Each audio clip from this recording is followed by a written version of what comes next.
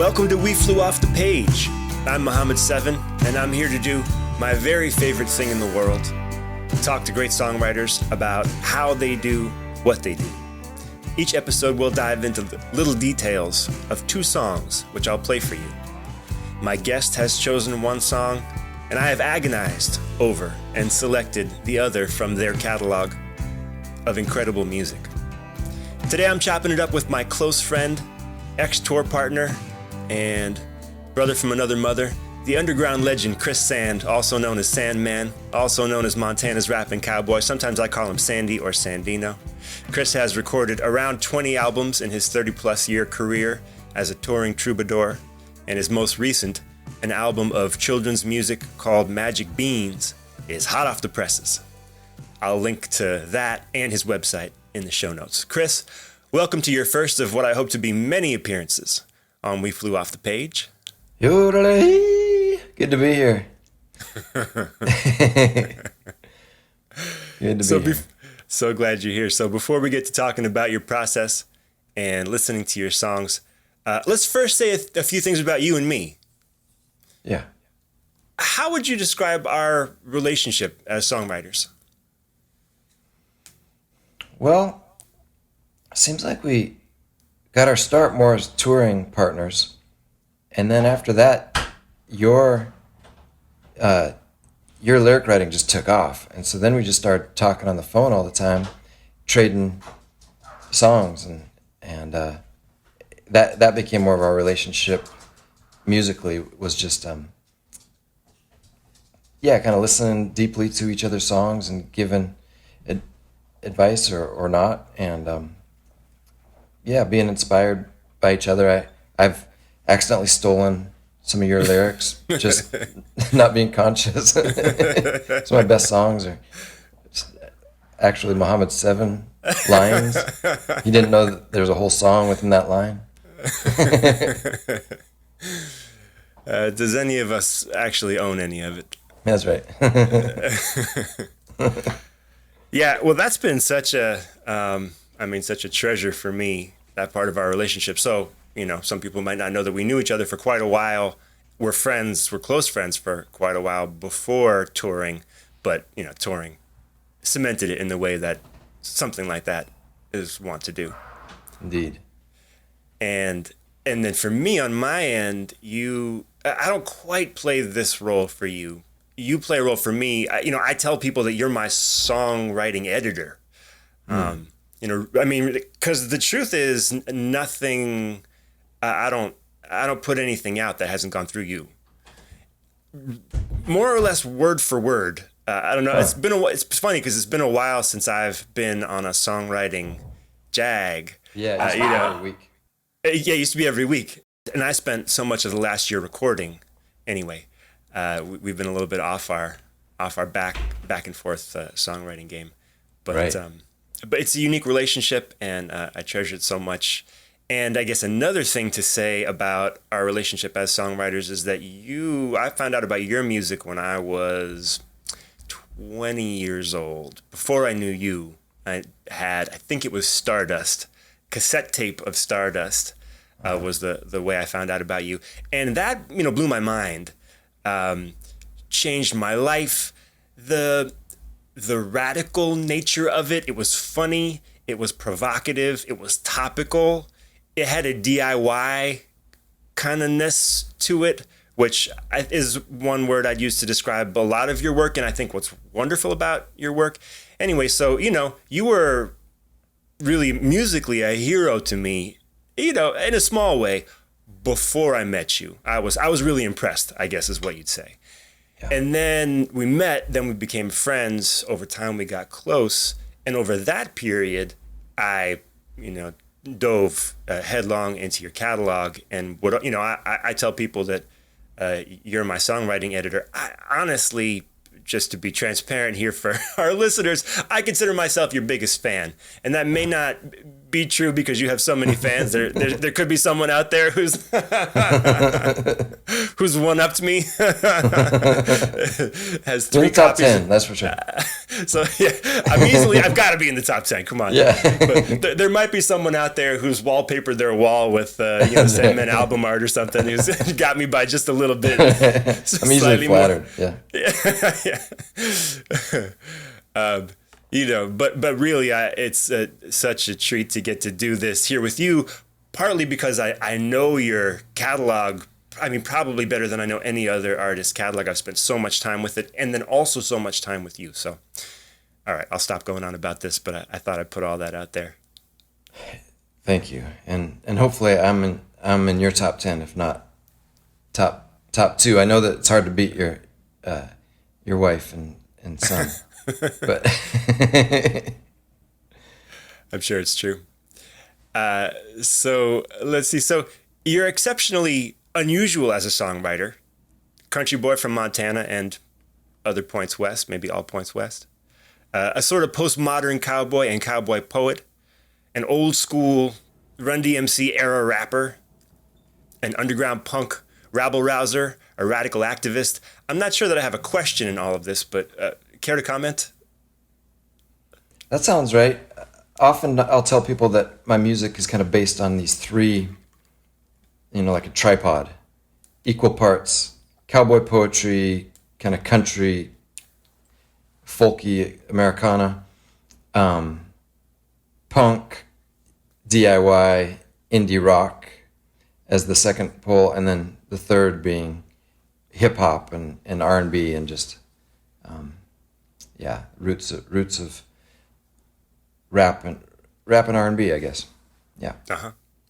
In all this time, I had not heard you summarize it that way, so that's nice to hear. Though you come from rural blue-collar roots, both of your parents went to college. In fact, your mom's a college professor, is she not, or was?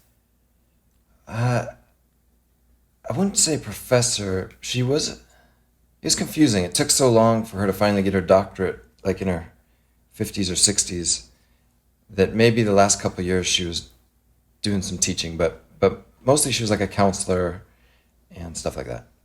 Got it. Yeah. And you went to the Evergreen State University yourself. I'm curious, did your academic education influence your songwriting in your estimation? Yeah, in a sense, it bought me time to do what I dreamed of. So I wasn't really having much luck at University of Montana in Missoula when I was 18, 19, and 20. But then I took a year off, maybe a couple of years off, went to Evergreen State College in Olympia, Washington. And just the way they have it set up is that you can do whatever you want there, and they'll support you. And so that was huge for me because that tends to be how I learn best, is just doing what I want to do, following my own heart. And they supported that. And so I did things like I would study the blues, and I'd compare how the blues and hip hop were, and I'd write an article on that. And within that I'd learn, or I studied Tin Pan Alley writing, and that stuff blew my mind. I was like, oh my God, these people are just geniuses with the word and with the rhyme. And so it just opened my mind in all these ways that I wouldn't have got if I hadn't been to Evergreen. You were also raised poor and rural. What are your thoughts on the impact that has had on your songwriting? Well, I often think a big reason we were poor was probably my dad. And I'm not saying that in a mean way, but he couldn't really hold down a job. He was just a character. And so we often had to rely on my mom's money, which just wasn't that much until after I graduated. Even then it was pretty minimal. And so a lot of the income was maybe, we'd rent out some of our land for other people's cows, or we'd make bales out of our alfalfa and sell those. And it was never very much, or have some sheep, and I might get $100 if I sold one of my sheep. So, but I guess what I'm getting at here is that my dad was a huge influence on me, just because he was such a character and such a, like, I think that poverty and that ruralness was really kind of beautiful to me, even though it wasn't always easy being his son. I was just intrigued by, there's a certain integrity he had with the land and with just his commitment. It was almost like he was a rebel against wealth, which I didn't always like because it sucked having to eat commodity cheese or whatnot. But I don't know. It's just one of those things that it was a gift. There was a gift in there that I now, a lot of my songs are written through his eyes. I don't even know it. Like I write these songs about tractors or this or that. Like I don't necessarily care about that stuff, but he does. And in my music, it kind of comes out. My love for him, I guess. Calls to mind another, for me, a particular songwriting luminary who writes from a similar place, which is Bruce Springsteen. Yeah. Has often commented that, he says, people say they wish they were Bruce Springsteen. He says, I also wish I was Bruce Springsteen.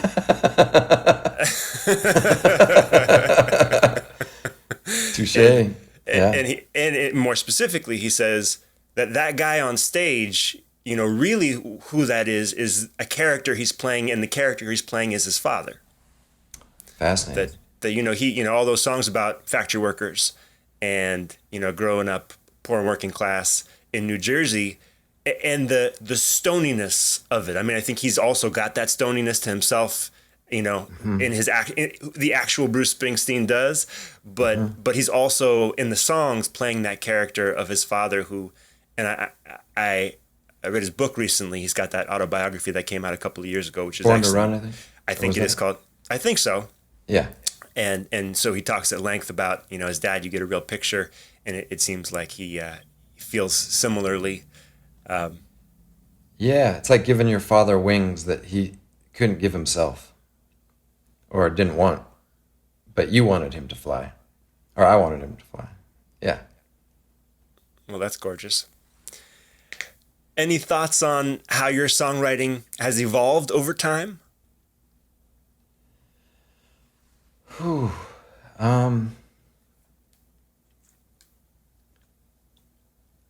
I don't know if it's necessarily improved that much, but it's how is it different? Well, it has in some ways. Like,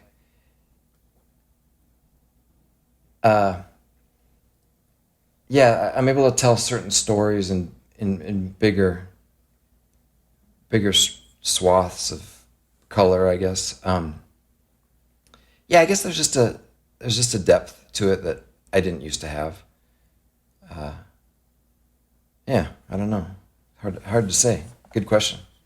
I'm going to go ahead and reject Okay. the idea that in a certain way, I can understand why you would say maybe it hasn't improved, and that's because it's been excellent.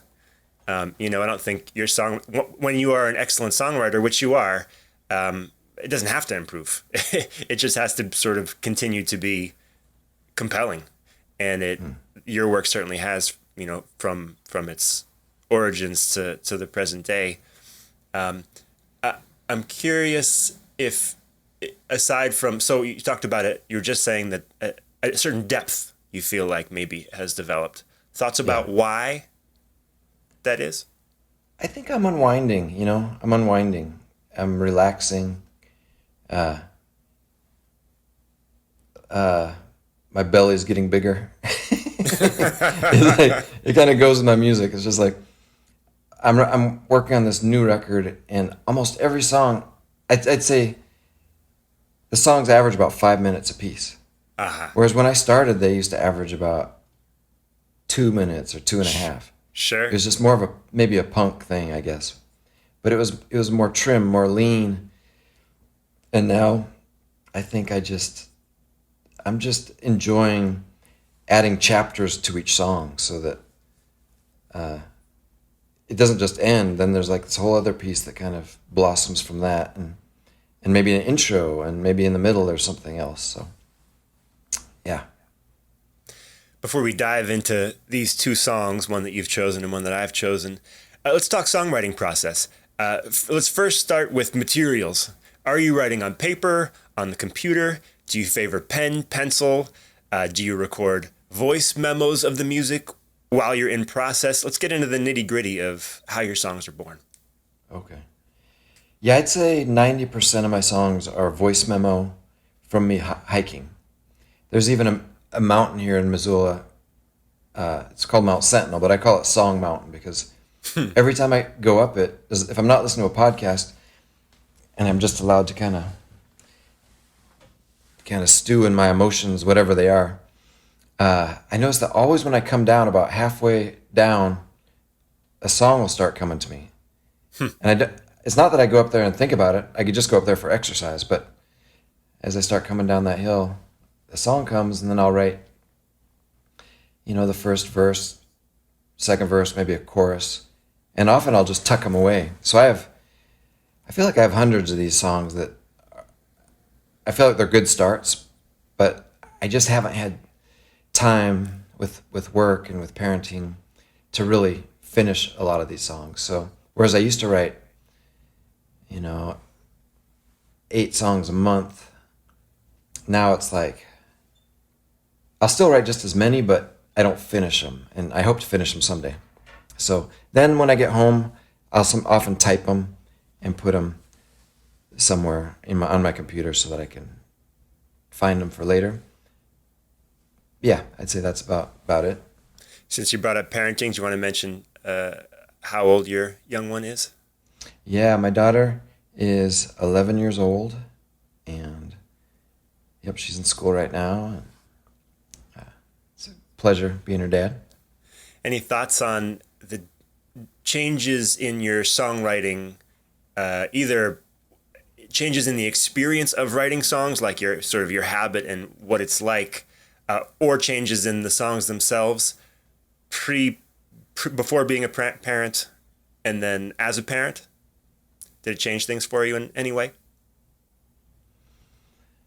I mean, I'm writing more children's songs, but that's pretty surface. But I think in general, it's not necessarily changing the way I write. It's just the themes are. I'm just reflecting what's around me. Yeah.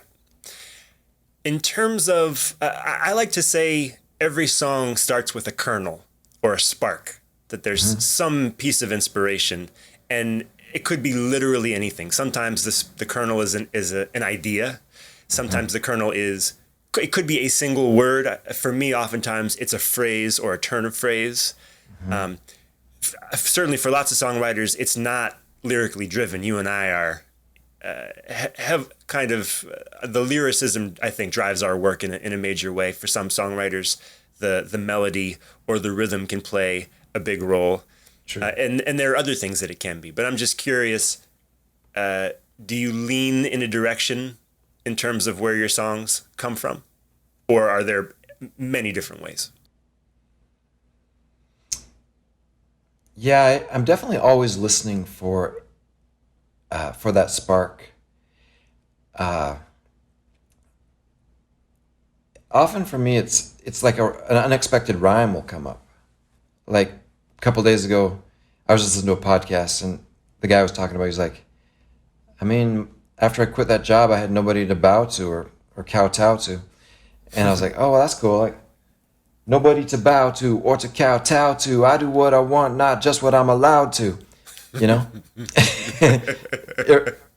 And now I can just run with that. Yeah, you're hearing it live, people. This is the genius. So we haven't talked a lot about the fact that and I was meaning to wrap up and go on to the next segment, but to me this is gold, and we can't skip over it. It's really pretty rare to have a songwriter with such expertise and ability in so many genres. I mean, I mentioned that you write in these genres, but there was an example of the hip hop that you write that is really a particular style of hip hop that dates back to the 80s that you have kept fresh. Album after album, you've got a number of albums that some songs are raps and some songs are other kinds of songs. You've got albums where pretty much the entire album is rap. But it's funny, in a way, pioneered this ongoing style of 80s hip hop that has so much. I mean, oftentimes hip hop has humor, but your particular brand of humor is also so unique. Just that little excerpt that you shared right there, I think back to listeners. This is another little piece of information about Chris's and my relationship. Chris and another dear friend married my wife and I going on 11 years ago.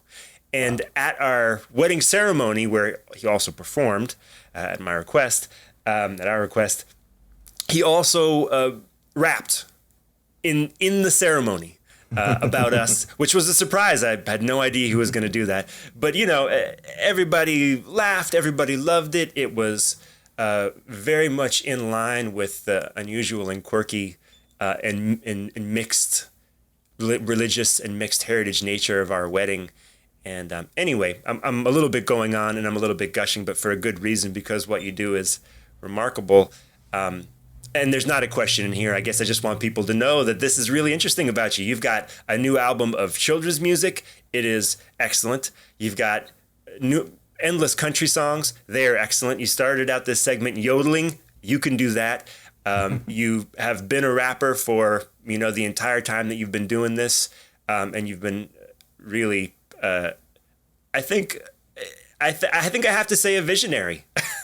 I think it is hard for you to hear compliments like that sometimes, just because for reasons. But I think it's really true. I'm not used to it, so I can't wrap my head around that. But I appreciate that. That's yeah. I say that. I think the reason I say it is because I don't know anybody who does what you do. And you do it really well, and that's really rare. I encourage people. I think of the rap albums, the one that stays with me the most is "Year in the Life of Slippery Good Stuff," and I mean, there's so much going on in that one record. It's radical in the sense of being politically edgy. It's radical in the sense of pushing sexual politics in a way that rarely happens. You've invited in women's voices on that record, and you're delving into a lot of the things that men don't talk about and don't get to talk about. A sort of self-analysis that is, I mean, it's so rare that it doesn't exist, really. And, so to me, that's really remarkable. And anybody listening, I really do encourage you to go check out Chris's whole back catalog. Very easily accessible on Bandcamp, but it's also in other places. At the end of this show, I'll clearly direct you towards all of his things. All right, I'll move on unless you had any last thing to say, Sandy. No, but thanks. That feels great. It was near impossible for me to choose a song for us to listen to first here, and I chose Love's Hangover Sale for several reasons. First, it may be the most Sandmandy of all the Sandman songs, or at least out of all the ones that aren't raps. Second, for folks who don't know your work, I wanted them to hear one of your early hits, a true classic and sort of an Olympia anthem. Here's Love Hangover Sale, written and performed by my guest, Chris Sand. If I was a singer-songwriter, I'd write a song that went like this. And if I was a bull rider, I'd ride a bull that could not miss. And if I was a street fighter, I would use my fists. And if I was a coal miner, I'd try to kiss your ruby lips. Love hangs over, and love's hangover sale. Love hangs over, and love's hangover sale. And if I was a stargazer, I'd gaze into your pretty eyes. And if I was a trailblazer, I'd blaze across your starry skies. And if I was a laser, I would lay me down and cry. And if I was the Lone Ranger, I guess I'd have an alibi. Love hangs over, love's hangover sail. Love hangs over, love's hangover sail. Everything goes for $1, for $25 you can have it all. Everything goes for $1, for $25 you can have it all. And if I was a millionaire, I'd put a flower in your hair. And if I could choose a career, I guess I'd be an auctioneer. And if I'd stayed back in Wyoming, we both might feel much better. And if I could stop my roaming and rambling and gambling, we still might be together. Love hangs over, love's hangover sail. Love hangs over, love's hangover sail. Everything goes for $1, for $25 you can have it all. Everything goes for $1, for $25 you can have it all. Everything must go, everything must go. Radio must go, waterbed must go, bread machine must go, trampoline must go, Studebaker, popcorn makers. Love's hangover sail. Love hangs over, love's hangover sail.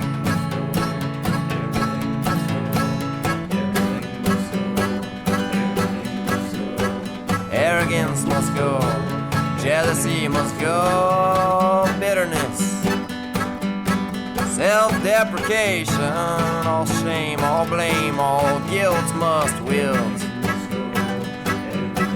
Love's hangover sail. Everything goes for $1, for $25 you can have it all. Everything goes for $1, for $25 you can have it all. Haul it away, boys. 23, 23, do I hear 24, 24, do I hear 25, 25? So, to the girl in the red dress. Love hangs over, love's hangover sail.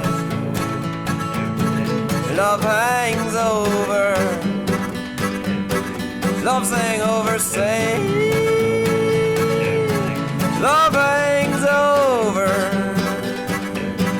love's hangover sail. Love hangs over, love's hangover sail.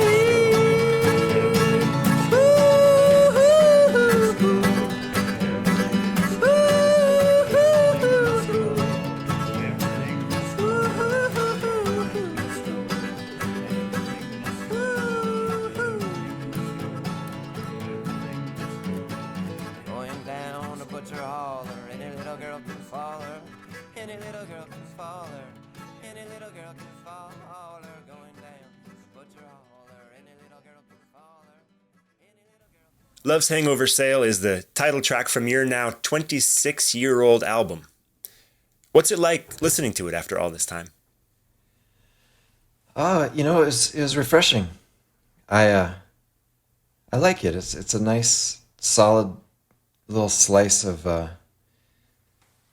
past and this Americana part of me. Do you feel like the same person who wrote that song? Yeah, I was even thinking like my new record, my new country record. it's similar in that way. It's like a longer song. It has this ending that's a little bit unique from the beginning. It's quirky. In a sense, it was a forebear to some of this current stuff I'm writing that I rarely did in the past that was that long. That's interesting.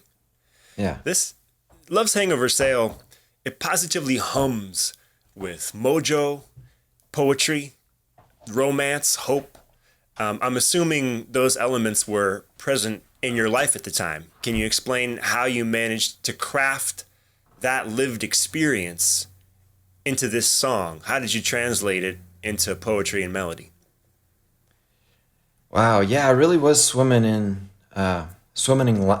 life and autonomy at that time. And I was also like at my most poor. I was living in the track house along the tracks for $110 a month rent. Track house just burned down, by the way.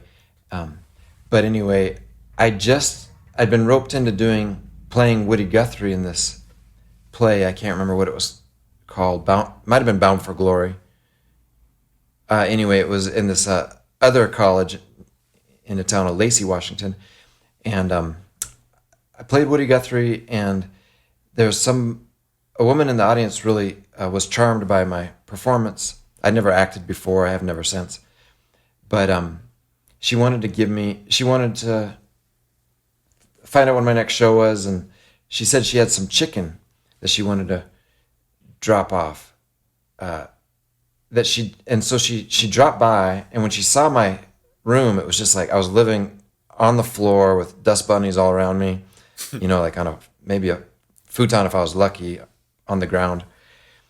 I just pretty much didn't have much, but I had my freedom, and I was just in love with life. I must have been 25 at the time, 26 maybe. And anyway, she said that she was going through a Love's Hangover sale, and that she was getting rid of everything that had to do with her husband. And so I think she came back with the chicken later once she saw how poor I was. And she just filled my fridge with like these whole chickens that she didn't want anything to do with anymore. And some other food too. And it was great. I lived like a king for the next month. But there was that. I'd gone through a breakup with a fiance from Montana. And we were supposed to get married the year before. And so I was still feeling I hadn't really written a song yet about that breakup. I was also kind of in love with this new person. So I was feeling nostalgia and sadness, but also excitement. And like, it was all just a big pot of chicken gumbo that I put into that song. It's quirky. I was getting introduced to K Records and the Olympia punk rock scene at the time, so I felt like there were no rules. To be punk, for me being punk at that time was like, I'll double down on my country roots. And so with that song, it felt like it was a punk song, but also a country song. Doesn't really have much hip hop in it, but it has that little 23, 20. Like I remember thinking at the time, like auctioneers are kind of like rappers, like hey, so it even has a little bit of hip hop in it. Has some poetry. Yeah, I felt like I was playing around with ideas. Like if I was a singer songwriter, I'd write a song like that, like this. I mean, I was clearly being a singer songwriter, but I didn't feel like I wanted to be one. So I said, if I was. I wanted to be something wholly untethered, and I feel like that song encapsulates that freedom. That's so interesting. I love everything about this song, from the opening line that you just mentioned to the ending, kind of everything must go freestyle. It's interesting. It hadn't occurred to me the 23, 24 part, the auctioneer part, has such a rap aesthetic, but. But it sort of has a freestyle element at the end where you're naming things that must go. That was what I picked up on as a bit of a. Actually, didn't think about it in terms of hip hop, but I did think of it as a freestyle. Yeah. But that opening line, if I was a singer songwriter, I'd write a song that went like this. To me, that is as perfect an opening line as, you're not going to like this because you don't like when I do this, but I do, actually. okay, good. Then I'm going to do it more from now on. To me, that's as perfect an opening line as Leonard Cohen's. They say there was a secret chord that David played and pleased the Lord, but you don't really care for music, do you? And I'll tell you why I think that. I mean, that's not a claim you should make lightly, and so I won't. But in that line, you've brought your signature humor. You've taken us into a captivating world where you maybe are and maybe are not a street fighter and a bull rider and a lover. And then the chorus hits, which to me is one of the all-time great choruses. Love hangs over at love's hangover sail. We don't exactly know what it means, but it's such accessible poetry. Somehow we all have our own idea about what it means for love to hang over. And the idea of a garage sale, at least to me, it always seemed like a garage sale or a tag sale called Love's Hangover Sale. It's so specific. It's such a slice of life and time and place. I just think it's really remarkable. Thank you. Yeah, totally unconscious writing, and that was. I think I was freestyling at that time a lot. Like I was literally competing in freestyle battles. I was in the crucible of that, just letting the mind go, and it worked. That's also, I know this about you. I know that was true in your life then, but never ceases to be amazing to me that you wrote this song and also were actively rap battling. Well, that's my thumbprint. Is the polls, Right. I just want to connect. I want to connect the dots of humanity that keep us apart. So I oscillate. I feel like there's a metamodernism within my music that I only really learned about what metamodernism means, but it's that idea of being able to freely oscillate between poles that seem opposite and to pick and choose whatever you want, whatever makes sense, and that humanity has kind of been rigid, and that it's time to kind of move into this new metamodern, the spectrum, the rainbow. It's like society is doing that, and society is also rebelling against that because it's scary. But it's true freedom to be able to not have to put fences around your mind. That's very interesting. I have never heard of metamodernism, but that's really interesting. I want to take one more swing at what you're doing in the opening verse here, because I said I think it's as perfect an opening as the first line in Hallelujah, because I think it's very hard to do something like what you're doing. You say, if I was a singer-songwriter, I'd write a song that went like this. So we all know you're a singer-songwriter. We're listening to your song.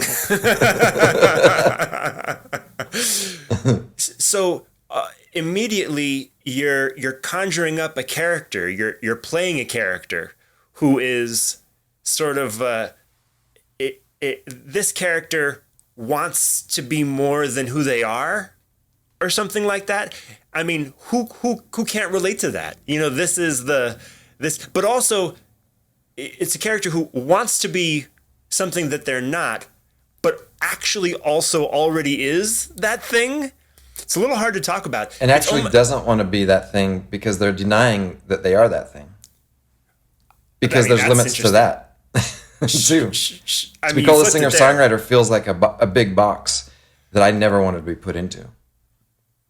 So you did say that already, and I sort of ignored it, which is interesting, because obviously I think of you as a singer-songwriter, but it's so interesting that, right, so you thought of it that other way. But when I hear it, I hear something very different. And in particular, it's almost like the way people think that some people are artists. There's a large assumption, I think, globally, that to be an artist, there are certain markers. And if you don't carry those markers, you don't get to claim being an artist. And what I am now very clear on is that really all of us are artists, that there is so much artistry in all work. And at some level, all of us are workers. I mean, obviously there are class implications here. We're talking about, different situations for the poor and working class than we are for the middle and the upper classes. But so to me, when I hear, if I was a singer-songwriter, I'd write a song that went like this. I'm hearing this push and pull between the artist who is already deep in their bag of brilliance and of creating art, but also is doubtful enough to say, while I create this brilliance, I'm still not sure that I'm even an artist. That's what I hear. It's so interesting that where you were coming from was almost the opposite, that you almost were in denial, it sounds like, of the fact that you, or maybe not in denial. I shouldn't say that, because what you're saying is legitimate. You're saying you wanted to be more than a singer-songwriter. You saw yourself as an artist, almost with a capital A, and didn't want to be written into this song as an artist with lowercase a. I don't know if I'm going too far. That sounds abstract that sounds here. correct. Yeah, that sounds correct. Okay. I didn't know what I was, and I didn't want to know what I was. I think that was the beauty of that time in my life, and it's still what pushes me, is that I'm more interested in the unknown. I'm more interested in negation, like what I'm not. That's like my poem. I'm not a Texas tornado. I'm not the Tennessee stud. Like, I have multiple songs that tell about what I'm not. And that to me it's more important to know what you're not than to know what you are, because what you are is what you are. But what you're not is what people try to say you are. If that makes any sense. Like, I just want to be who I am. That's all. Do you remember my song, My Own Man, from back then? Did you ever hear that song? No, I don't think so. It's like, people say, I have eyes like Jesus, but I don't agree. But even if I had eyes like Jesus, that don't mean he has eyes like me. Like, the highest compliment would be someone maybe comparing you with Christ, if you're a Catholic like me, or raised Catholic. Mm-hmm.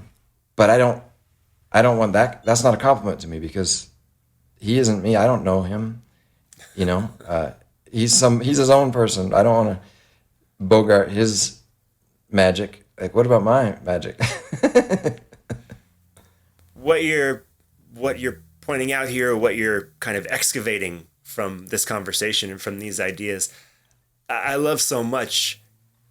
You might say it's about the uniqueness of each of us, but you're also calling attention to the role that plays in our lives as artists. And I've already claimed that all of us are artists, not just those of us who have decided to make a profession of it. Next. Yeah. Any last comments about that? Just, I think of it almost homeopathically, like let's say you get poison ivy, and so the cure for poison ivy would be, it's like the hair of the dog that bit you. It's poison ivy, but with the poison spun out of it. And then it's the imprint of the essence of what poison ivy is without the poisons. And that's what heals the poison ivy rash. And I think the same goes for people. Like, if you can spin that ego out of people about their identity, who they think they are, and you just get down to that unknown, that is what can heal people, is just the essence minus the poisons. And so that's what I'm trying to find in my life. And everyone has their own magic essence. Wow, such a huge idea. Really interesting. All right, next we're going to listen to a song that Chris has chosen. It's off his new record of children's songs, Magic Beans. This song is called We Are the Children of the World.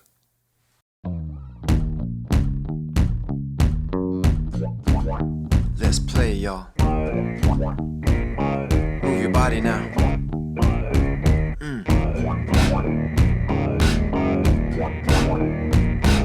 We swing on swings, we slide on slides, we drum on drums, we ride on rides.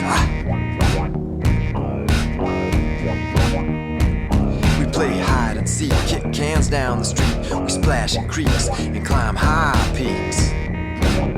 Oh yeah.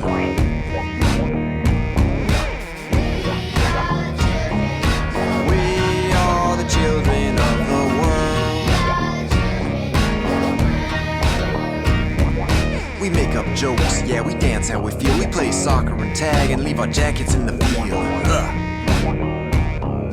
Sorry, Mom. We love quesadillas, appreciate what you made us. At snack time, water and fruit taste the greatest. Oranges, apples, mangoes, grapes. We study numbers, letters, textures, shapes. Ha! We like bright colors and Velcro shoes. We dig face paint and fake tattoos. Ha! We live in cities and forests and deserts with sand. We got hearts and minds that forever expand. Keep going. Infinite. We are the children of the world. We are the children of the world. Stop for a second, listen to the truth. Our lives would thrive if we listened to the youth. Sophisticated children all across the planet. They seem to be the only ones who understand that we're all related, no one's better or worse. They know we're better together because together we're first. And we pursue joyfulness for what it's worth. And we declare interdependence across the earth.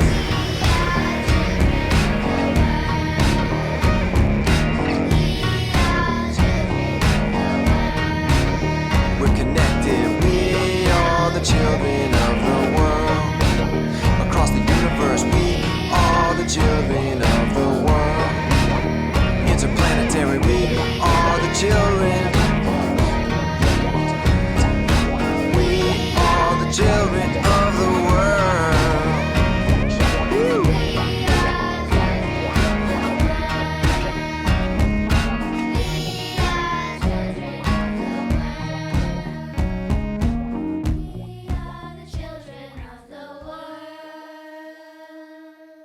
Growing up, my mother bought me the vinyl record of Free to Be You and Me. And I had Sesame Street in Harmony on cassette tape. Those are both actually incredible albums with some of the best popular performers of the day. And those were magic to me. I love them to this day. In fact, Doobie Brothers singing Winkin' and Blinkin' and Nod on that Sesame Street album may be one of my all-time favorite songs. Your album, Magic Beans, is such a rare children's record, and in my mind is every bit as good as any of the best children's albums. It's also incredibly unique. I'll start to sound like a broken record, but I think this is true about, again, what's remarkable. It's like the uniqueness of the raps, the uniqueness of songs like Love's Hangover Sail, and then in this one, in the way that you're tackling big subjects. Here in this children's album, you're tackling big subjects that most people assume are not for kids, like a baby born breech, for example, in a different song. And in this song, how we are so much more alike than we are different and are one human family. I also have to mention that you have a song about a girl who both loves fairies and loves to be scary, which is amazing. Song about having a childhood crush on your uncle's wife that absolutely works as a kid's song, and a great bathroom humor song about toilet paper. It's all pure genius. A few other Sandman hallmarks include short and wonderful acapellas like Baby Hulk Hogan, 2 songs actually written by children. You love to pump up other people with your work and in your life. And many pop cultural references, including to Taylor Swift and Justin Bieber. All right, I have to remark on one last thing, which is the way you've borrowed from updated, probably improved classics from the children's canon. Like, for example, in the song Cow, Cow, Mama Cow, which is inspired by Old MacDonald, probably the most famous children's song in the USA. So why did you choose this song, We Are the Children of the World, for us to discuss? I guess it's maybe like the inverse of Love's Hangover Sale. Like for me, Love's Hangover Sale was like my whole life just being poured into this song. Whereas this is the opposite. This would be an example of the majority of songs I write, which are fast. It's like less is more idea. Like, I didn't make the beats. I just came up with the rhymes and the idea. I've never performed this song live. But it's kind of my dream is like to be able to go as big, and it's like a Quincy Jones produced children's song. Just that bigness, that pop. But it's still, I guess it's my love for collaboration with other people who can really make the music impeccable. Again, back to Love's Hangover Sale, like, I guess you could call that impeccable too. It was recorded live and with mostly kind of amateur young musicians, but it all comes across beautifully. Yeah. Whereas this one is just more produced. I mean, even the title is, it's almost too close to "We Are the World." we are the world. We are the children. I call it "We Are the Children of the World." You know, it shouldn't work, but every time I listen to it, it brings me joy. Like, I find my head nodding and wanting to hear this song over and over again. And maybe that's just that dream of mine is to really break the ceiling of what a poor country kid can do.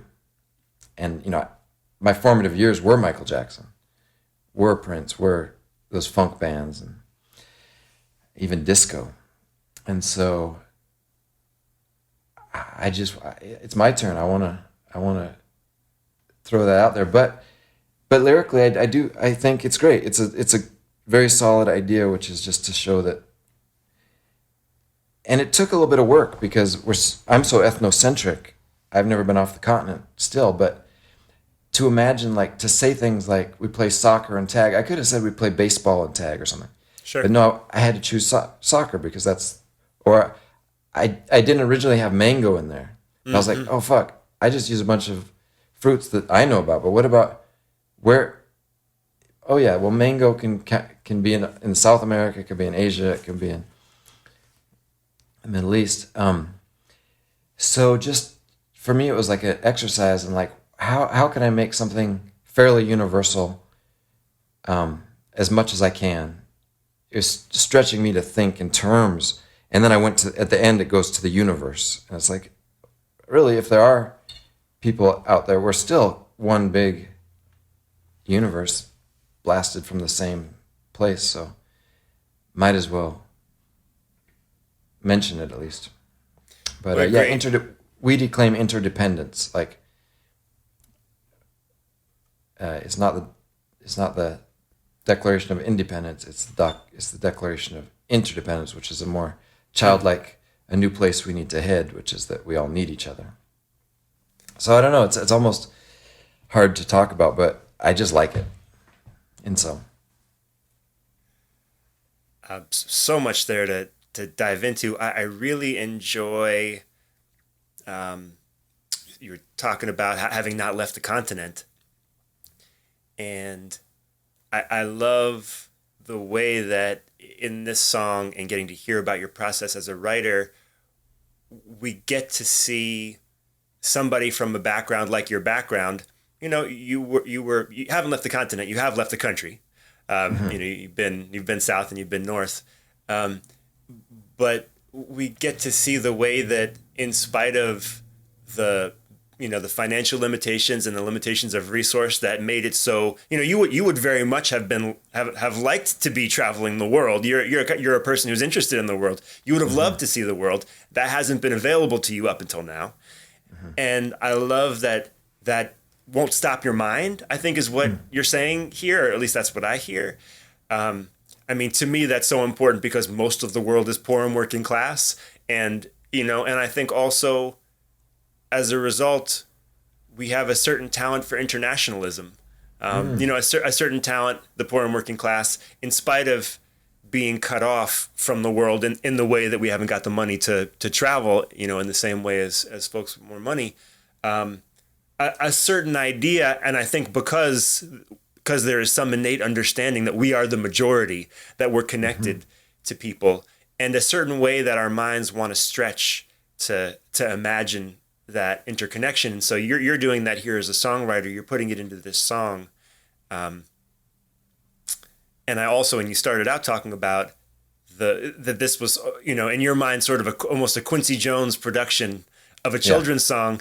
I mean, how incredible that you wanted to do that. And also you're doing several other things on this record. Not every song sounds like this song, certainly. In fact, this one's a little bit on the unique side. For sure. In spite of there being other songs that are sort of more hip hop than anything else. You can jump in if you want that.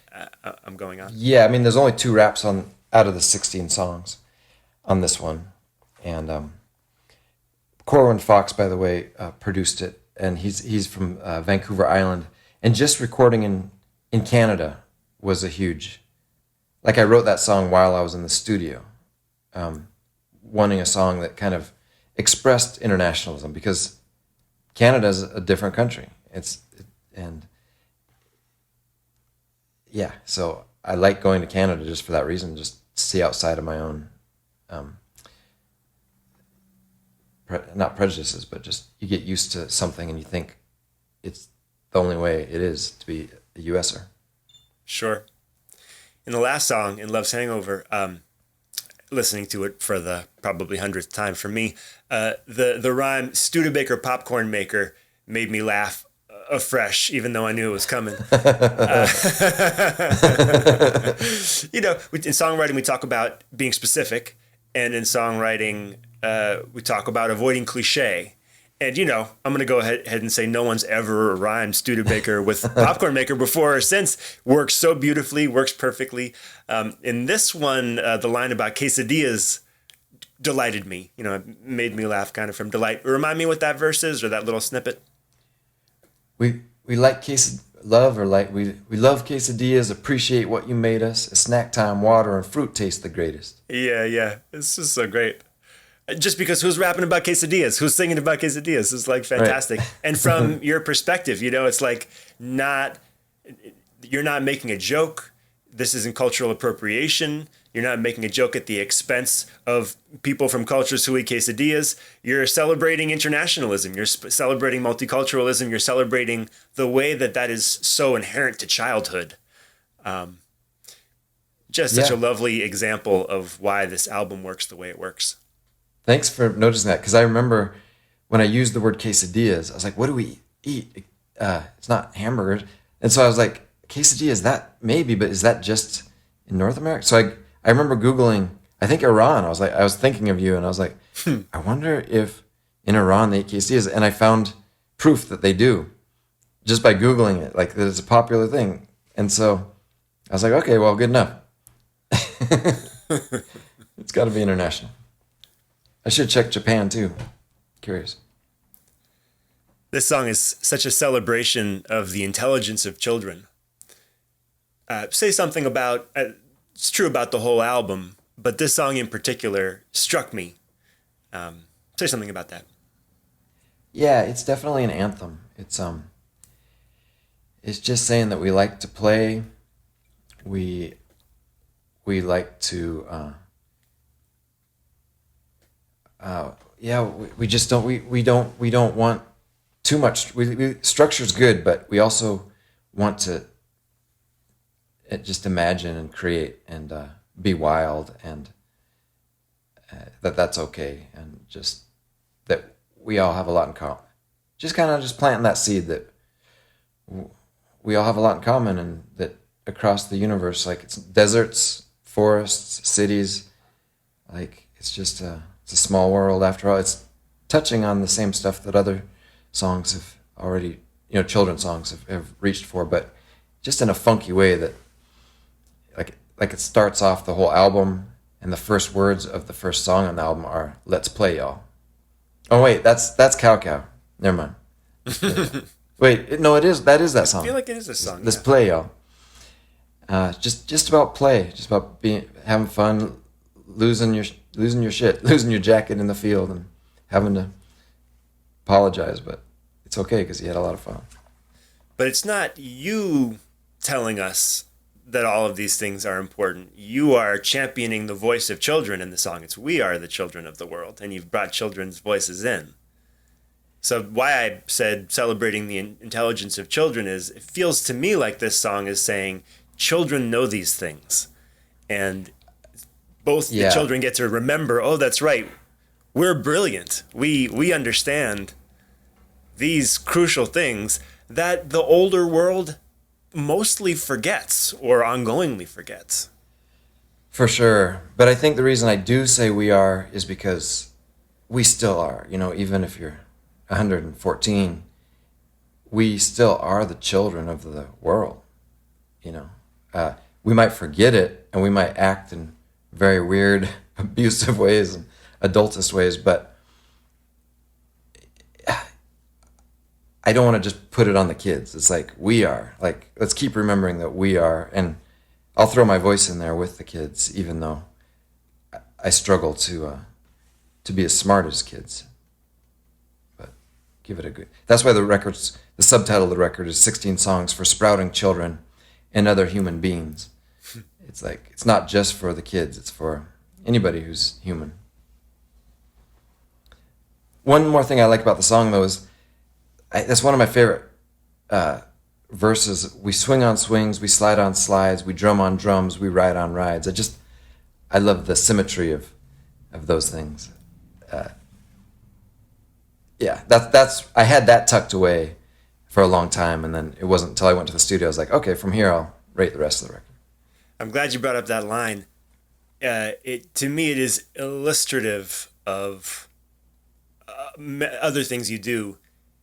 It's kind of so simple, but it's not that simple. Like it's so accessible. It feels so right to us to listen, but it has an energy to it.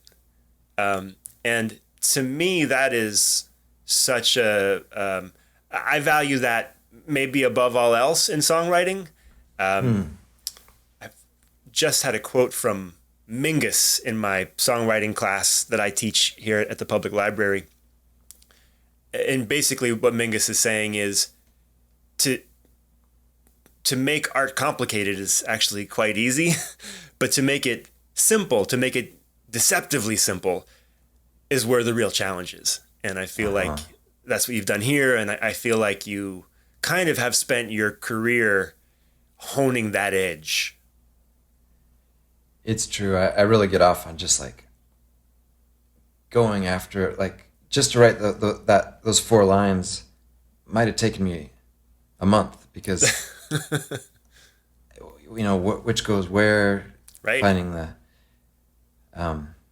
but once that's the seed for me. Like, if you can get it started, the rest of it you can kind of let it be a little more ragged, but you need to cement it in people's minds that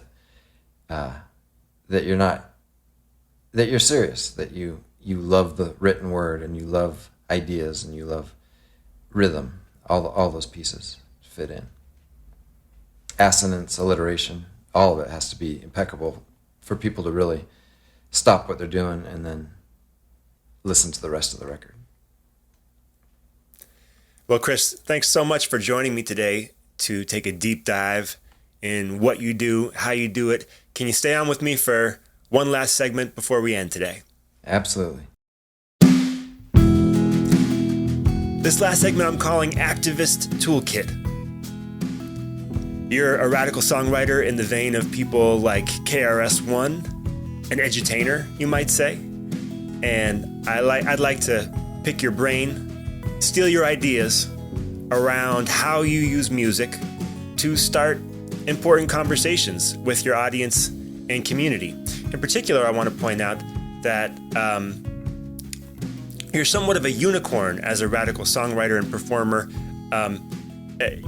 In many ways, we've already covered how unusual in terms of the diversity of genres, and also we've covered in terms of many of your perspectives how unusual I find your work, but also in that your body of work strives to reach for those who disagree with you and to find commonality.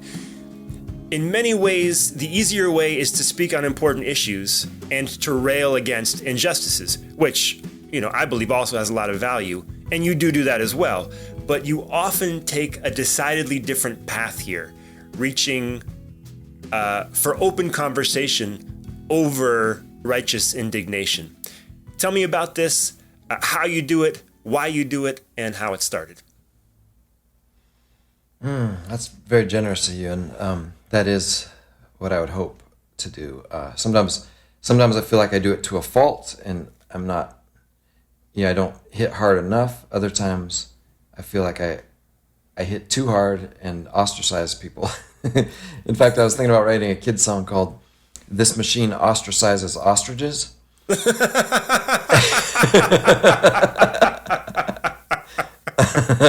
And just really go for it. Just like be mean, just like Randy Newman's short people, but just go after an ostrich and just how horrible they are.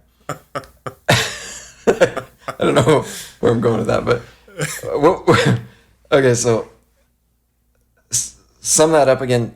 Sure, just how you do this, why you do it, and how it started. That you're using music and using your songwriting in this particular way to open up dialogues that are closed. I mean, we're in a particular moment in our country where we're talking more openly than we have, I think, in these last 5-6 years about how hard it is to talk openly. It seems like we've gotten to the place where we can all publicly say on any platform, yeah, we're not communicating with each other. But that seems to be as far as we've gone, and you've been at this for a long time. Well, it's tricky. It's so tricky, and it's my mind's always trying to figure it out. And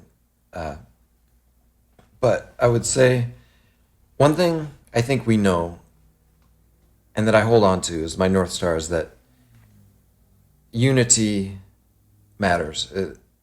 When people are unified, the more people are together, more good things happen. So I keep that in mind, like that you don't want to cleave off huge sections of the population. Secondly, I go back to my truck driving experience and remember trying to back up a semi.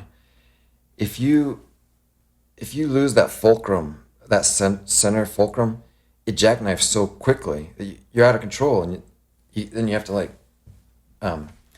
make up for it. But if you can stay in that center place, then even if you get a little off, then it's just a little bit, recorrecting. So I try to remember to stay kind of as central as possible so that I don't because I have had people be like, you're too liberal, you're virtue signaling, I don't like you like I used to like, and that I shouldn't have to take that on. But sometimes I'll think about it and I'll be like, oh, actually I do see what I did with that little song there. I was trying to slam dunk on something or somebody. But sometimes you just feel like it's time to burn it all down and call it how it is. So I guess it's just every song and every circumstance is its own thing, and you have to take it for what it is. But in general, I do try to keep things as centered as possible. But I love the poles. Like I said, it's not just rap and country. It's anything that is considered an opposite, male or female. That's why I'm so intrigued by this kind of movement of transgenderism. It's a confusing topic for sure, but it's in line with metamodernism, which is that we get to define ourselves, and that we get to that we're young and we get to figure it out over a long lifetime of who we want to be and who we are, and just the idea of the color. I just like color. I just like color in the streets, and I like people loving each other, and I feel like this new movement of transgender pride has really brought more safety to all of us, and has brought more color into the streets and more happiness. So, but at the same time, I'm not going to completely say I don't want to get too much in the weeds here, but I'm not going to go to like like a cattlemen's association show, which I've played, and they're almost all Republicans, and I might not even mention. Oh, I definitely wouldn't mention it because I don't want to lose the audience. I want to give them some little Easter eggs that there's. Everybody's reaching for their own freedom at their own pace, and so you just try to read the room and give them what they can handle, and you'll make a lot of mistakes. But I don't know if that fully answered what you're asking, but that was great. Yeah. Okay. It really did. I'll also note about you that I think for a lot of artists, especially for artists where the fan base for their genre, where there's a significant conservative fan base, for example, and if they're a liberal artist, there can be a lot of pressure, to not want to lose fans and to not want to take controversial, perspectives or sides in your songwriting. And it's just interesting to me that that's not where you're coming from. You're actually not really worried about losing fans. You are worried, though, about closing down the conversation. Like you're sort of this feels silly to say this way, but it's kind of like you're worried about losing friends and not worried about losing fans in a way. Not friends. I mean, again, you're not worried about making people angry exactly, but I liked the image you had about cleaving off. Mm-hmm. It's like you're not trying to, since you see us as one big human family, you're trying not to do violence to our human family by alienating some of us. Yeah. If you divide people, then it goes back to my number one point, which is that unity always wins. Right. So don't divide people if you can help it. And I'll add here at the end that 10 or so years ago, maybe a few more at this point, a documentary was made about you called Roll Out Cowboy, which incidentally is the name of your first CD, but not your first album. I think that's true. Yeah. And that documentary follows you on a tour during, was it the year of the Obama election or during Obama's campaign? It's 2007 to 2009, so it basically wraps up right when he'd won. And also chronicles your traveling and touring through, both red states and blue states, but more red states.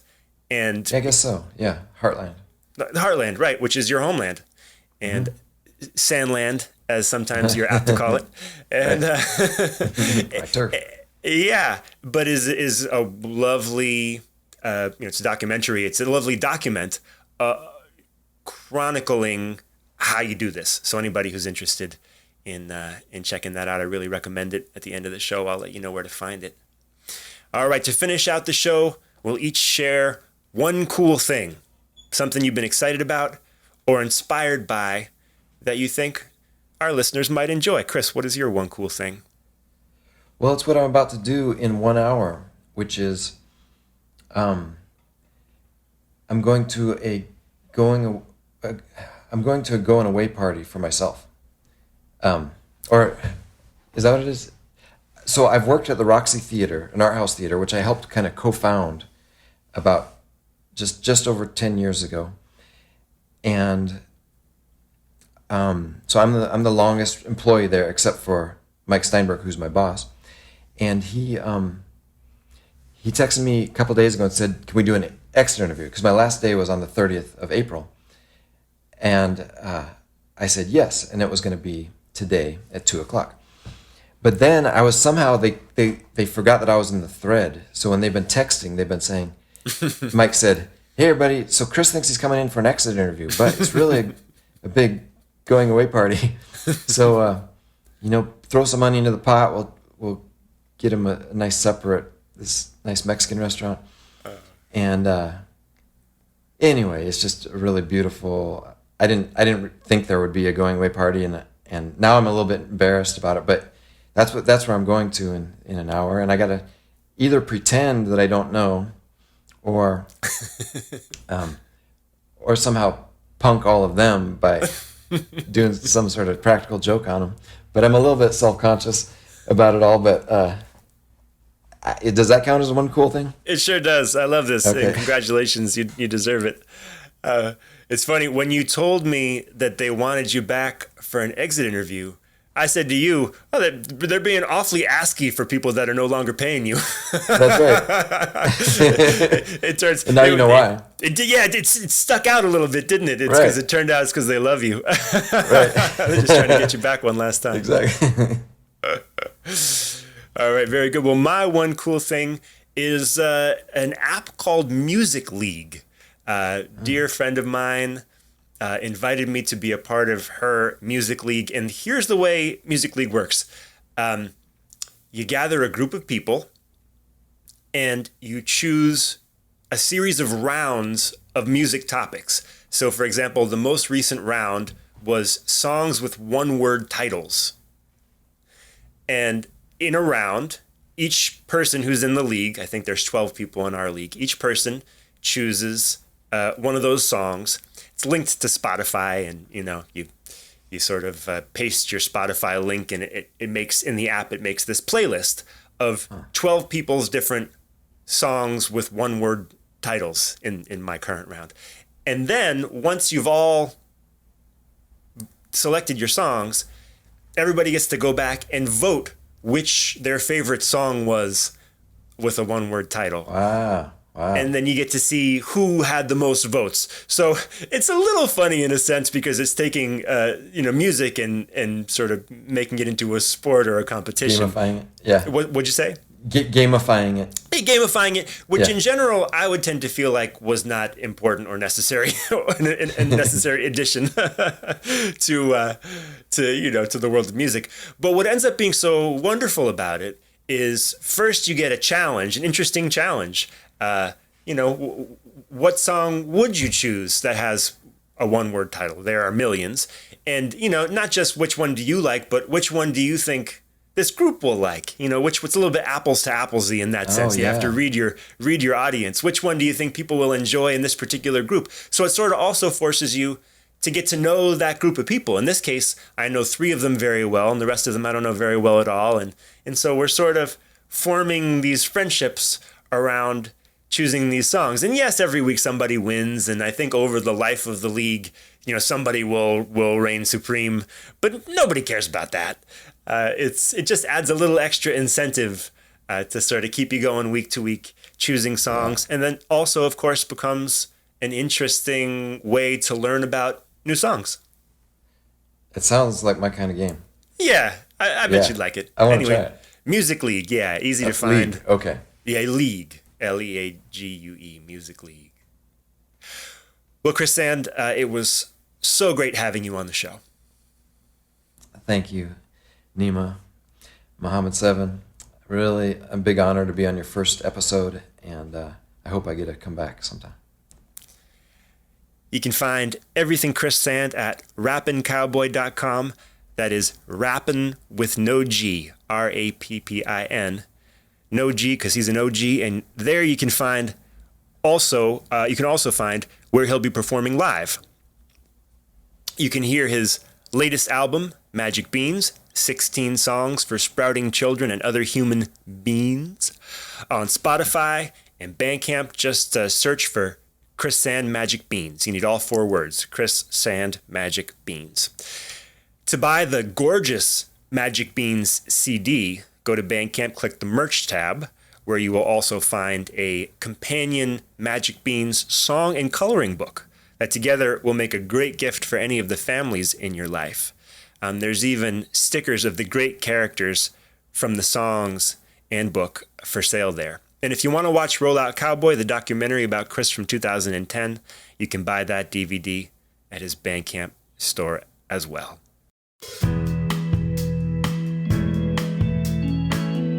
I'm Mohammed 7. You can find me at Mohammed7.com. That's Mohammed, Muhammad, and Seven like the number. Mohammed7.com. There you can find my music and tour dates, as well as how to get in touch if you're interested in songwriting coaching or lessons, which I offer. All right, I'll see you next time.